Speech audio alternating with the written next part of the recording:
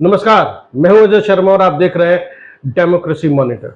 आज हम बात करेंगे डॉक्टर बृजपाल त्यागी से। चुनाव से पहले भी हमने बातचीत की थी। शहर की सरकार शहर की सरकार बन चुकी है, मेयर सुनीता दयाल बन चुकी हैं और उनके पार्षदों की टीम उनके साथ में है। कई दौर की वार्ताएं हो चुकी हैं और स्वागत सम्मान समारोह भी हो चुके हैं। औचक निरीक्षण का दौर भी शुरू हो चुका है और कहीं पर नारियल फोड़ने की भी परंपरा शुरू हो चुकी है कहीं कहीं पर।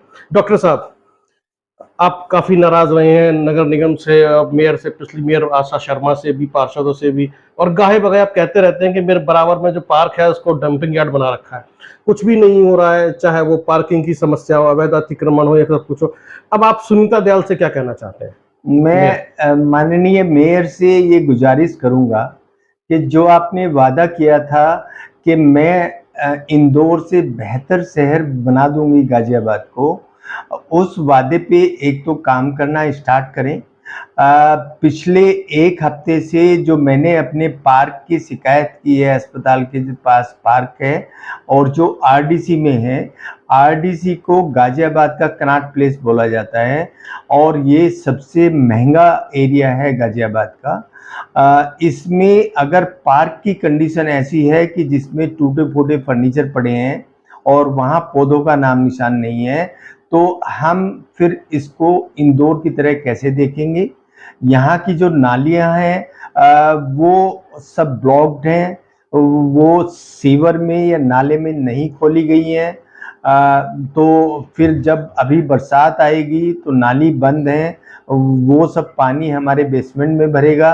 और जो लाइटें हैं, जो ऊंची ऊंची लाइटें, महंगी महंगी लाइटें लगी हैं, वो काम नहीं करती हैं, तो यहाँ अंधेरा रहता है। अंधेरा रहने के साथ साथ यहाँ रोज रात में ओपन बार चलते हैं।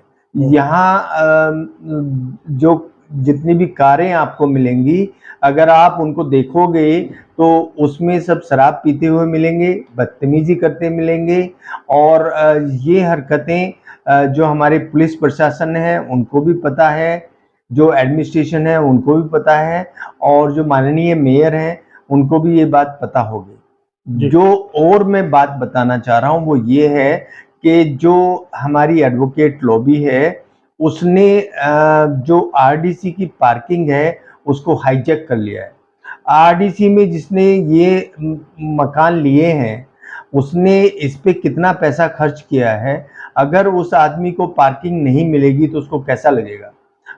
सब एडवोकेट यहाँ बीच सड़क पे वो कुछ नहीं देखते हैं, बीच सड़क पे अपनी गाड़ी पार्क करके चले जाते हैं। तो ये किसका दायित्व है? ये निगम का दायित्व है कि या तो उनके लिए पार्किंग बनाई जाए, और या अगर वो पार्क भी करते हैं तो कम से कम उनसे पार्किंग चार्ज तो लिया जाए। इससे तो पैसा ही आएगा निगम को। सही बात है। तो ये यहाँ जो ये सब गुंडागर्दी चल रही है एडवोकेट्स की, और इस पे कोई एक्शन नहीं हो रहा है। हमारे अस्पताल में जो पेशेंट आते हैं इमरजेंसी में, वो उनको 1 किलोमीटर दूर गाड़ी पार्क करनी पड़ती है, फिर वो कैसे पेशेंट को यहाँ तक लाया जाता है इस चीज़ को हम ही जानते हैं। ये सब अनएथिकल वे में हो रहा है, जो मैंने आपको 4-5 चीज़ें बताई। तो मैं अपनी माननीय मेयर और जो उनके सभासद हैं उनको यही बताना चाहूँगा कि अब कार्य का वक्त आ चुका है। 1 महीने बाद बरसात शुरू हो जाएगी और जब बरसात शुरू होगी तो सारी पोल आपके सामने खुल जाएगी। जी, जैसा कि आपने बरसात का जिक्र किया है, अभी कुछ दिन पहले अखबार में खबर छपी थी और जहां तक मुझे याद आता है मैंने ट्विटर हैंडल पे पढ़ा था मेयर सुनीता दयाल के और सोशल मीडिया प्लेटफॉर्म पर भी, कि उन्होंने जो सीवर की मेंटेनेंस देखती कंपनी, वबाड ऐसे कुछ नाम है उसका, मुझे पूरी तरह याद नहीं है, उसको बुला के चेतावनी दी है और कहा है कि वो अपने नंबरों को सार्वजनिक करने से लोग उन तक पहुंच सके। तो आपको लगता है कि इस तरह की चेतावनी देने से जो ये कंपनी जो ये पूरा मेंटेनेंस संभाल रही है, क्या वो अपनी जिम्मेदारी को निभा पाएगी? यानी कि नगर निगम के अलावा या उनको अलग करते हुए ये कंपनी के कर्मचारी ये पब्लिक से संवाद कर पाएंगे? हमने जो चुना है और हम जो टैक्स देते हैं, हमने माननीय मेयर को चुना है। हम जो टैक्स देते हैं वो नगर निगम को देते हैं, हम उस कंपनी को पैसा नहीं देते हैं। ये जिम्मेदारी नगर निगम की बनती है कि वो किस कंपनी के थ्रू उस काम को करा रही है, किस कॉन्ट्रैक्टर के थ्रू उस काम को करा रही है। तो ये उनका फर्ज है कि हमारी शिकायतों पे वो एक्ट करें, और वो एक्ट जो भी कंपनी को, ठेकेदार को, सफाई कर्मचारी को देना है वो दें।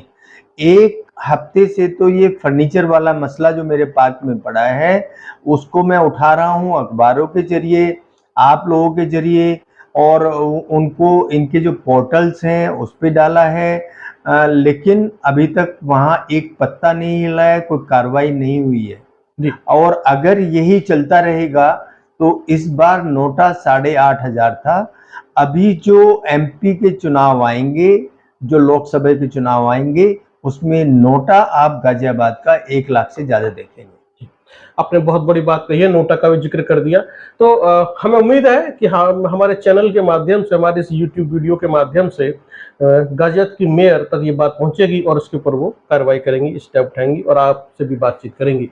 बहुत बहुत धन्यवाद डॉक्टर साहब हमसे बातचीत करने के लिए। देखते रहिए आप डेमोक्रेसी मॉनिटर।